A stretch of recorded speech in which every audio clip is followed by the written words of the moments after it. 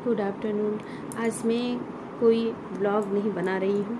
आज मैं बहुत ही काम की चीज़ आपके सामने लेकर के आई हूँ। काम की चीज़ क्या है? ये बहुत ही बड़ी चीज़ है। तो चलिए शुरू करते हैं। और मेरी बातें अच्छी लगेगी तो प्लीज़ लाइक शेयर ज़रूर करिएगा, और जो नए भाई बहन हैं चैनल को सब्सक्राइब करिएगा, और जो पुराने हैं कोई टैक्स नहीं, कोई पैसा नहीं, लाइक ज़रूर दे दीजिएगा, कंजूसी बिल्कुल मत करिएगा। तो जी हाँ, आज मैं हर घर की कहानी है, कोई एक घर की नहीं, हर घर की कहानियाँ हैं। मैं भी एक बहू हूँ और हर घर में बहुएँ होती हैं, ठीक है। मैं भी किसी के घर की बेटी हूँ और किसी के घर की बहू हूँ। तो कहते हैं ना कि धीरे धीरे जैसे ही समय बीतता है तो सबका वही टाइम आता है, एक बुढ़ापा आता है। जब इंसान जवान रहता है, जब शरीर में ताकत रहती है, तो इंसान बहुत घमंड करता है कि मेरे जैसा कोई है ही नहीं है, मतलब मेरे मुकाबले कोई है ही नहीं है, मुझे किसी की ज़रूरत ही नहीं पड़ेगी। लेकिन जब वही अवस्था धीरे धीरे बुढ़ापा की तरफ जाता है इंसान, तो इंसान अपने से नहीं, ऑटोमेटिकली वो असमर्थ हो जाता है हर चीज़ में। अपनी दिनचर्या, अपने काम भी नहीं कर पाता है, क्योंकि बुढ़ापा एक ऐसी स्थिति है जिस दौर से सबको गुजरना है। हम हो, आप हो, कोई भी हो, सबको गुजरना है जो है।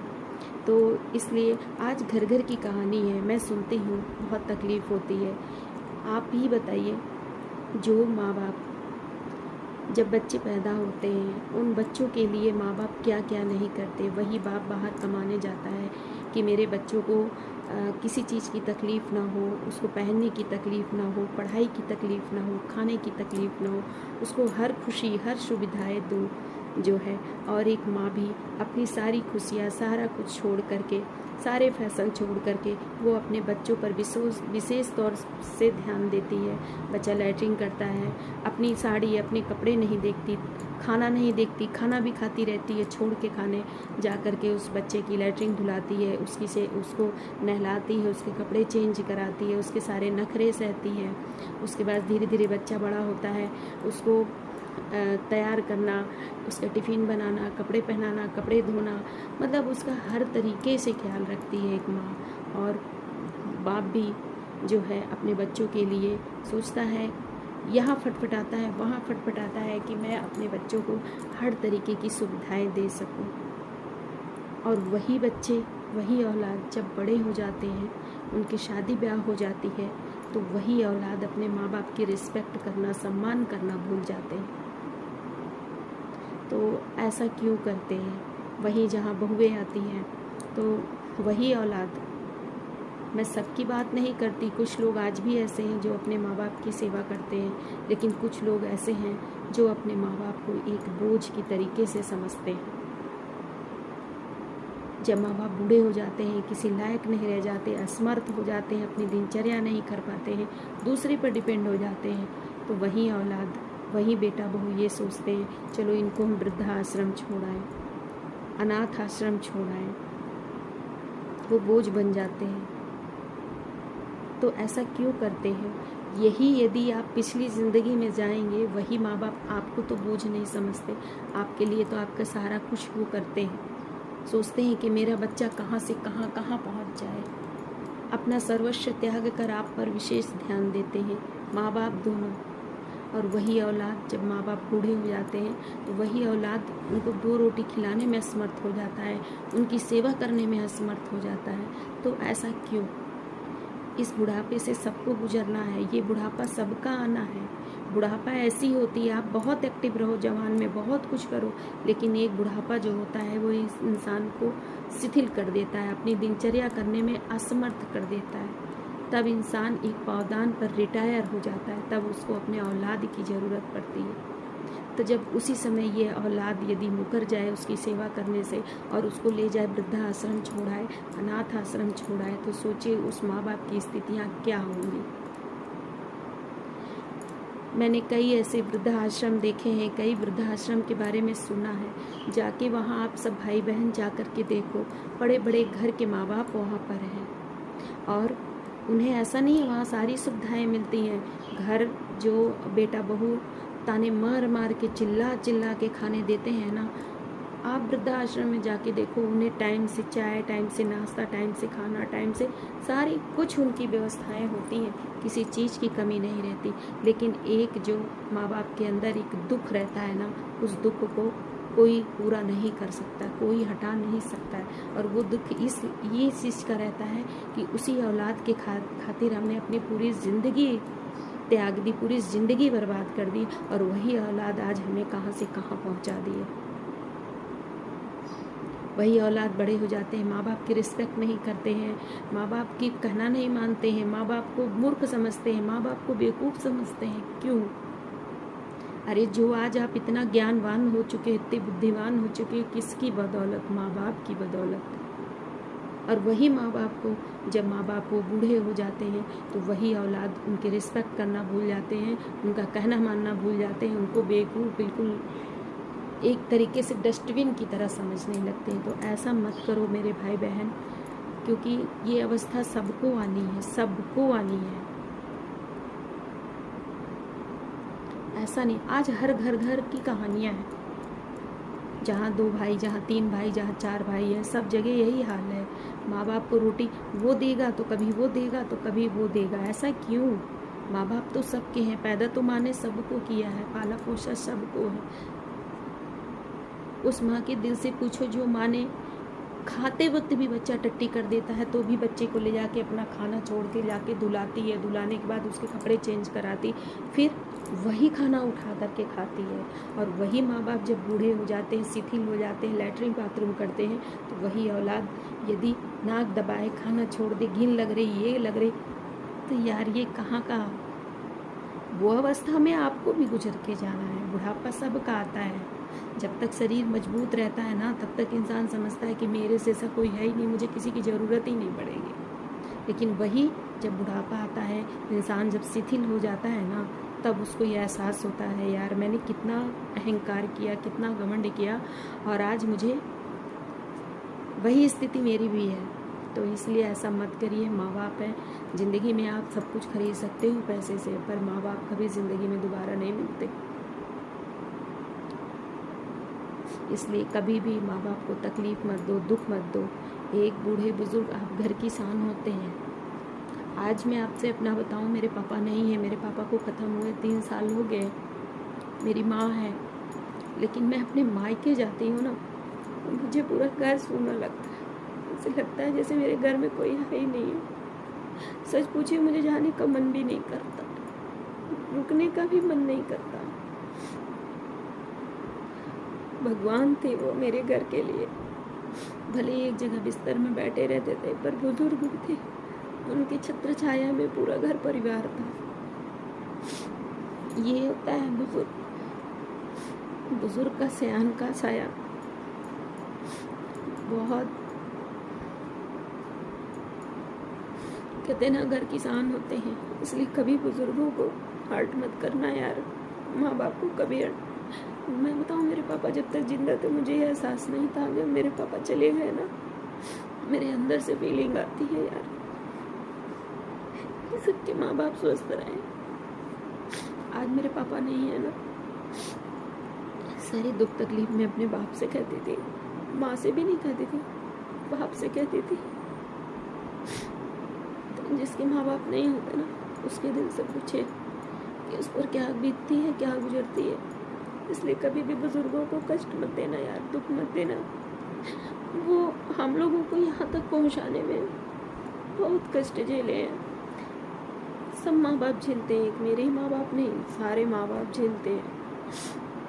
अपने बच्चों को हर तरह की खुशियाँ देना चाहते हैं। एक बाप जगह जगह अपने हाथ पैर पटकता है कि मैं अपने बच्चों को कितनी सुविधाएं दे दूँ, उन्हें किसी तरह की कोई तकलीफ ना हो, न पढ़ने में, न खाने में, न पहनने में। और एक माँ भी कितना कुछ अपने बच्चों के लिए करती है यार। वही औलाद जब बड़े हो जाते हैं, बुजुर्ग हो जाते हैं माँ बाप, तो उनको इस तरह ठेस पहुँचाती है, उनको ले जाके घर से बाहर वृद्धाश्रम भेज देते हैं। ऐसा मत करो यार, ये प्रावधान सबका आना है, सबका आना है यार। इसलिए माँ बाप को कभी ठेस मत पहुँचाना प्लीज़।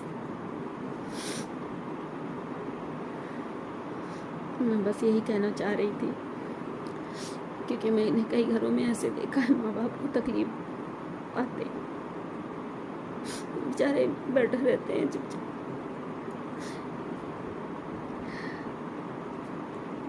कुछ नहीं कह सकती, हर घर की कहानी है, पर प्लीज़ जो समझदार लोग हो अपने माँ बाप को तकलीफ मत दो प्लीज़।